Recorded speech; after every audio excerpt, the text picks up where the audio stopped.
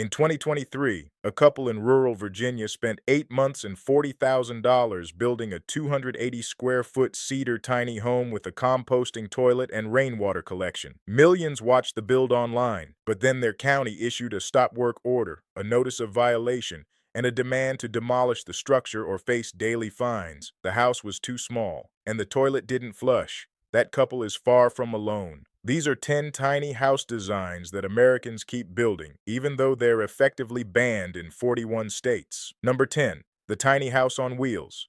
This is the design that started the entire movement. A compact home, usually between 100 and 400 square feet, built on a flatbed trailer so it can be towed from location to location. The appeal is obvious. You own a home, but you're not tied to a mortgage or even a permanent address. You can park it on a friend's property, haul it to a new state, or set up in an RV park for a few months. But in most of the country, a tiny house on wheels is not legally a house. It's a recreational vehicle, and recreational vehicles are not allowed as permanent residences in standard residential zones. That means you can build the most beautiful, well-insulated, perfectly plumbed tiny home on wheels you've ever seen. And in most cities, you cannot legally sleep in it on your own property for more than 14 to 30 days. States like New York, New Jersey, and Wisconsin have especially rigid rules. Most municipalities flat out refuse to issue occupancy permits for any structure on wheels. You're essentially homeless in the eyes of the law while standing inside a home you built with your own hands.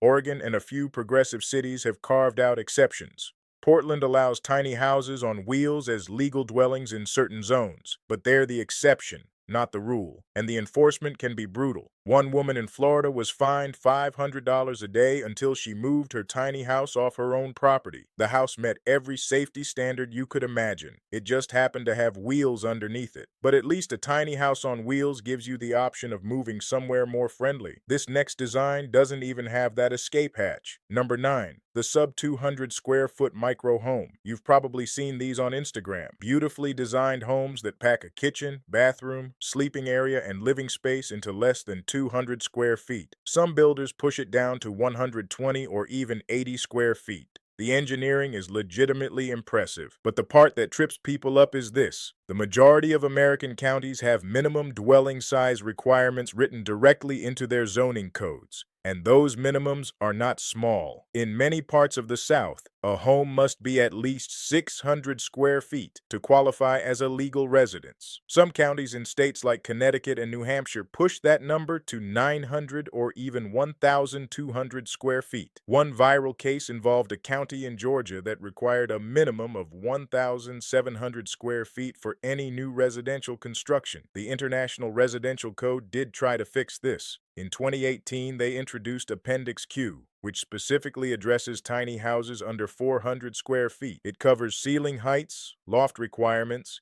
and emergency egress. But Appendix Q is optional. States and counties have to actively adopt it, and as of right now, only a small fraction of jurisdictions in the country have bothered to do so. So if you build a gorgeous 180 square foot micro home in the wrong county, you haven't built a residence. You've built an oversized shed, and the penalties can go beyond just denial of a permit. In some jurisdictions, building an undersized structure triggers fines, forced modifications, or even demolition orders. People have been told to either double the size of their home or tear the whole thing down.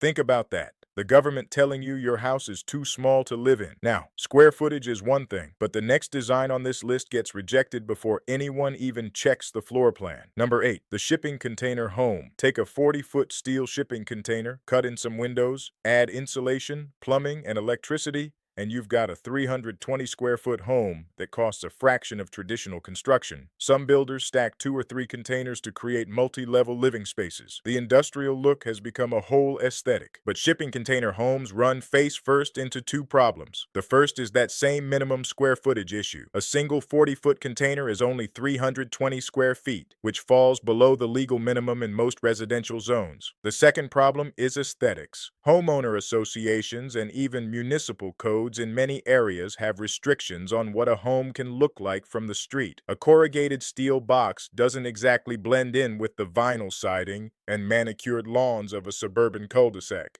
Cities like Houston and parts of rural Texas have been relatively welcoming, but in states like New Jersey, Connecticut, and large parts of the Midwest, good luck getting a building permit for a structure that used to haul electronics across the Pacific Ocean. Some builders have tried to get around this by combining multiple containers to meet square footage minimums. Three 40-foot containers side by side give you about 960 square feet, which clears the bar in many areas. But at that point, you're spending close to the cost of traditional construction, and you still have to fight the aesthetic battle with local planning boards who'd rather see drywall and shingles. So even if you solve the size problem, the materials problem can still kill you. And that issue gets taken to an extreme with the next design on this list. Number 7. The Earthship.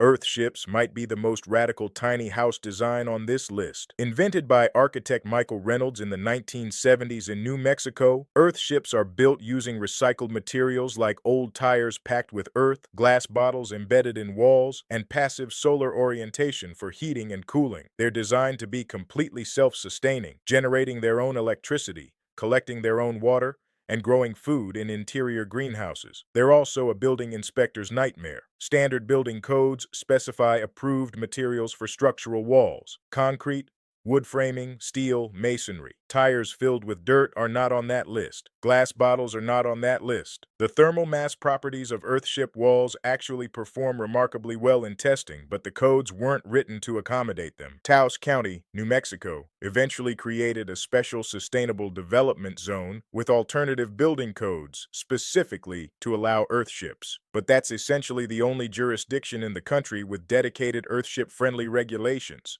Try to build one anywhere else, and you'll face rejection at the permit office before you've laid a single tire. Reynolds has spent decades fighting this battle. He's won some, lost many. The designs keep spreading online, inspiring people who then discover they can't legally build one where they live. The irony is thick. Earthships routinely outperform conventional homes in energy efficiency, maintain stable interior temperatures without any heating or cooling system, and produce zero utility bills. But because the walls are made of tires instead of lumber, they're treated as if they're fundamentally unsafe. It's a system that judges materials, not performance. And that tension between what works and what's allowed runs through nearly every design on this list. But none of them illustrate it better than the single most common feature in tiny house building. Number 6.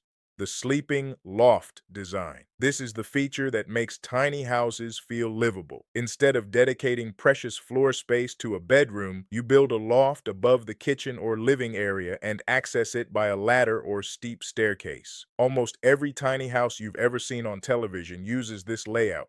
It's become the defining characteristic of the movement, and it violates building codes in most of the country. The International Residential Code requires habitable spaces to have a minimum ceiling height of 6 feet 8 inches. Most sleeping lofts in tiny houses have 4 to 5 feet of headroom. You can sit up in bed, but you're not standing in there. The code does allow reduced ceiling heights in lofts under Appendix Q, but again, most states haven't adopted that appendix. Then there's the egress issue. Building codes typically require 2 ways to exit a sleeping area in case of fire. A loft accessed by a single ladder with one small window at the top of the house doesn't meet that standard. Fire marshals have flagged this as a legitimate safety concern. So the design feature that makes tiny living possible is also the design feature that makes tiny living illegal in most jurisdictions. Builders have tried creative workarounds. Some install folding staircases instead of ladders to address egress concerns. Others add skylights that double as emergency escape windows. A few have even redesigned their lofts with collapsible walls to argue that the space is open to the floor below rather than a separate room. Most code enforcement officers are not impressed by these arguments.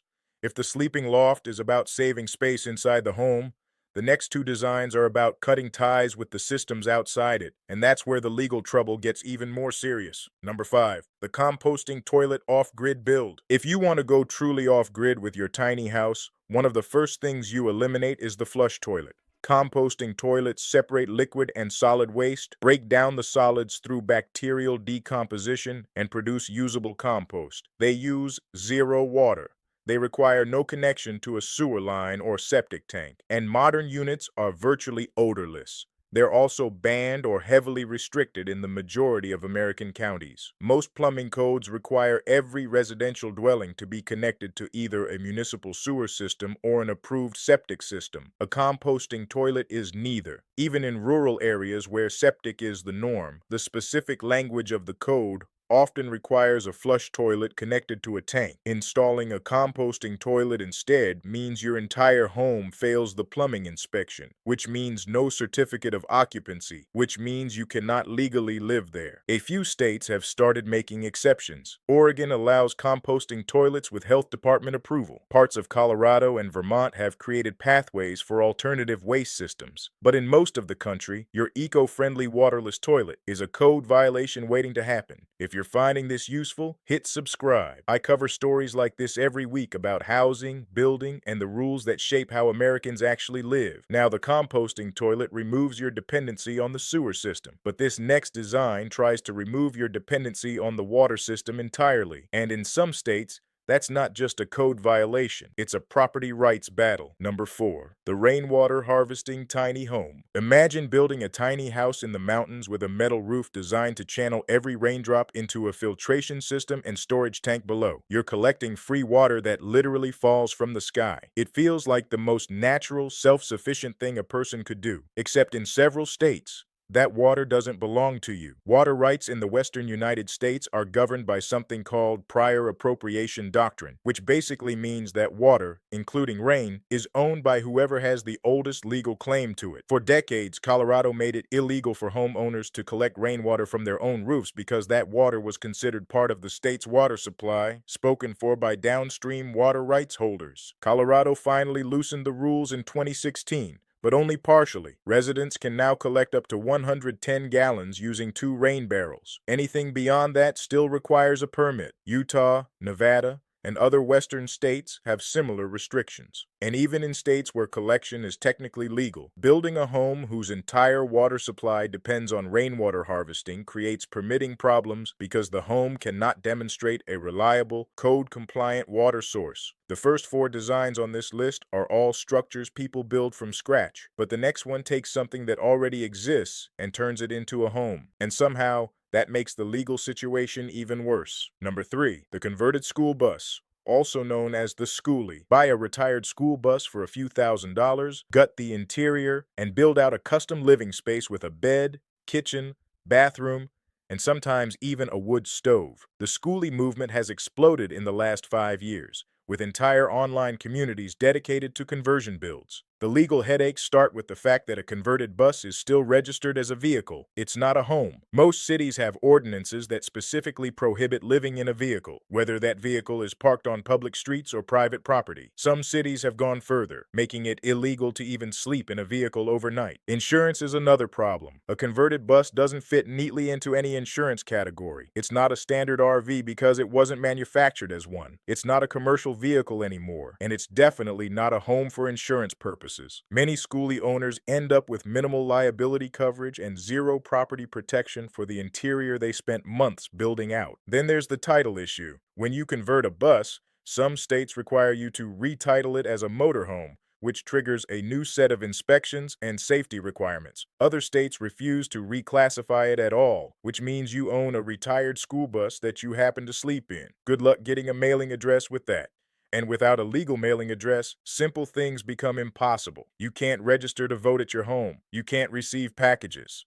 Some banks won't even let you open a checking account. You've built yourself a beautiful mobile home, and the system treats you like you don't exist. That identity crisis, where the thing you live in doesn't count as a place you live, shows up in a different form with the next design, because even when you build something permanent on a foundation connected to utilities, the law can still say no. Number 2, the backyard ADU, tiny home. Accessory dwelling units, or ADUs, have become one of the most promising legal pathways for tiny house owners. Build a small home in your backyard, connect it to existing utilities, and use it as a guest house, rental unit, or primary residence for a family member. California has gone further than anyone on ADU reform, passing laws that override local zoning restrictions and make it easier to add small units to existing residential lots. Oregon has followed with its own ADU-friendly legislation, and in cities like Portland and Los Angeles, backyard tiny homes are becoming genuinely common. But in most of the country, ADUs are either heavily restricted or functionally impossible to build. Many states require the property owner to live in the primary residence on the lot, which means you can't build a tiny ADU and live in it yourself while renting out the main house. Setback requirements. The minimum distance a structure must be from property lines often make it physically impossible to fit an ADU on smaller lots, and some jurisdictions still flat out prohibit secondary dwellings in single-family residential zones. The people who build them anyway often do so without permits, which creates a cascade of problems if they ever try to sell the property, file an insurance claim, or attract the attention of a code enforcement officer. Every design so far has at least tried to work within some version of the system. Permits, codes, inspections, but the number one design on this list throws all of that out entirely, and it's the one that gets people into the most serious trouble. And number one, the unpermitted off-grid cabin. This is the design that gets people into the most serious legal trouble. Deep in the woods, far from neighbors, someone builds a small cabin from scratch, without a building permit, inspections, or any connection to the electrical grid or water system. Just a person, some lumber, and the belief that on their own land, they should be able to build whatever they want. And in some ultra-rural counties, they get away with it. Parts of Texas, Missouri, and a few other states have minimal zoning enforcement in unincorporated areas. People have lived in unpermitted cabins for years, even decades, without anyone noticing or caring. But the risks are enormous. Without a building permit, you cannot obtain a certificate of occupancy. Without that certificate, you cannot legally reside in the structure. You cannot insure it. You cannot get a mortgage against it. And if you ever want to sell the property, any buyer's lender will flag the unpermitted structure during the appraisal. Worse, if a neighbor complains or a code enforcement officer decides to investigate, the county can order you to demolish your own home. There are documented cases across the country of families losing cabins they'd lived in for years because someone filed a complaint and the county followed through. It's the ultimate gamble. Total freedom until the day it isn't. And it's not just rural loners taking this risk. Families, retirees, young couples priced out of the housing market. They buy 5 acres in the middle of nowhere, build a cabin with cash, and hope nobody ever knocks on their door. Some pull it off for a lifetime. Others get caught within months. Now here's what makes all of this so frustrating. The tiny house movement exists because housing in America has become unaffordable for millions of people. The average home price has crossed $400,000. Rent keeps climbing. And these designs, every single one of them, represent people trying to find a way to live within their means. But the building codes and zoning laws that ban them were written decades ago, often to protect property values in suburban neighborhoods. Minimum square footage requirements don't exist because small homes are unsafe. They exist because someone decided that a neighborhood looks better when every house is at least 1,200 square feet. Some states are starting to catch up. California, Oregon, and parts of Colorado have rewritten their codes to make room for tiny living. Maine passed one of the most progressive tiny house laws in the country, allowing homes as small as 190 square feet. And a growing number of cities are experimenting with tiny house villages as a solution to homelessness and affordable housing shortages. But 41 states still haven't meaningfully addressed the gap between what people want to build and what the law allows. The codes haven't kept pace with the reality that millions of Americans don't need 1,200 square feet. They need 400. They need something they can actually afford. The couple in Virginia, the ones who built their cedar tiny home with the composting toilet, they eventually moved to a different county, found one that would let them live in peace. But they had to leave behind the land they'd bought, the community they'd chosen, and the home they'd built with their own hands, all because the house was too small and the toilet didn't flush. If this video changed how you think about housing laws in America, drop a comment below. And if you want to see more stories about the people fighting to live differently, make sure you're subscribed. I'll see you in the next one.